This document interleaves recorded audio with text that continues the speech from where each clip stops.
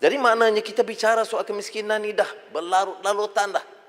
1971 Allahyarham Tun Abdul Razak mengemukakan satu pandangan, dan pertama kali dalam sejarah tanah air kita memberi penekanan yang kuat tentang masalah kemiskinan. Majoriti Melayu, Bumiputera dan juga yang lain, sebab dia kata membasmi kemiskinan tanpa mengira kaum. Dan kita bahaskan, tetapi masalah kemiskinan ini walaupun banyak diselesaikan, ya, saya tidak mau bagi gambaran seolah-olah tidak ada yang dilakukan, ya. Kerajaan terdahulu daripada Merdeka, daripada Dasar Ekonomi Baru, dan sampailah Barisan Nasional, Pakatan Harapan, dan sekarang semua yang menyebut. Tapi kenyataannya apa? Masalah ini masih menghantui kita.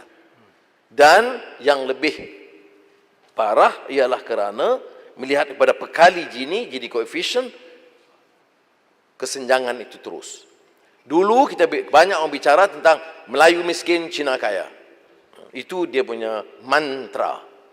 Sekarang ini, Gini koefisien, kesenjangan antara Melayu maha kaya dengan Melayu miskin lebih melebar. Selain daripada soal perbezaan di antara Melayu, Cina dan India. Jadi itu kita harus juga perhatikan berdasarkan kajian Profesor Fatimah Kari di antara lain. Saya nak sentuh umpamanya, memang kerajaan dan Menteri Ekonomi sekarang mengumumkan tentang kenaikan jumlah, saya setuju. Dan juga pendekatan yang disebut pelbagai dimensi, multidimensional poverty line index. Tetapi kita harus ingat, ya, dalam kajian sebelum kita menyentuh hal ini, kita harus terima kenyataan pendekatan kita yang sama tak boleh diteruskan dah. Baik kerajaan Barisan Nasional atau Pakatan Harapan, jumlah peruntukan itu besar, Tuan Yang Dipertua.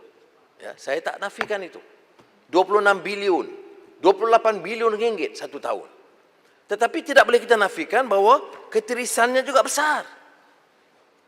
Ketirisan daripada dan kebocoran, ya, bagi subsidi minyak kepada aparat politik di bawah, disapu setengah, dijual, dan ini diulang oleh audit negara hampir setiap tahun tanpa tindakan yang jelas. Kita lihat umpamanya laporan nanti sekejap. Laporan Ketua Audit Negara yang baru diterbitkan semalam, yang disampaikan kepada kita semalam, ya. Dan kebetulan Menteri Perumahan pun ada, ya. Kerajaan Persekutuan aktiviti kementerian yang dikaji di antara lain ialah program perumahan rakyat berkonsepkan rent to own. Ini projek bagi rakyat paling miskin ini pun masih ada masalah. Saya tak tahu kebocoran, saya tak tahu perompakan, saya tak tahu apa, tapi pokoknya Ketua Audit Negara menegur dengan keras, ya, bahawa berdasarkan skop pengauditan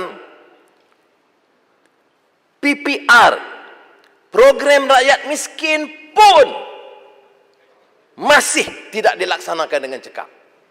Ya, bukan masalah peruntukan, bukan masalah dasar, tapi masalah di bawah, ya. Kelemahan termasuk pemilihan kontraktor, seperti biasalah. Kita bagi kontraktor terpilih.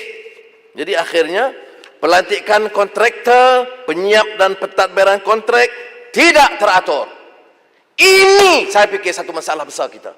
Semua bicara soal kemiskinan. Bila tentuh soal rakyat yang miskin, semua bergegal bercakap. Tetapi bila buat bina rumah rakyat termiskin pun ada kecurangan. Belum lagi soal bantuan makanan, ikan, makanan yang RM100 dapat habuan RM60 kerana kos itu, kos ini. Ahli yang berhormat dan Tuan Yang Dipertua, hal ini mesti dihentikan. Ya. Ini soal kita bertanggungjawab kerana kita bicara soal hidup rakyat yang susah. Dan COVID-19 ini hanya exacerbate, menambah rumit permasalahan ini. Ya.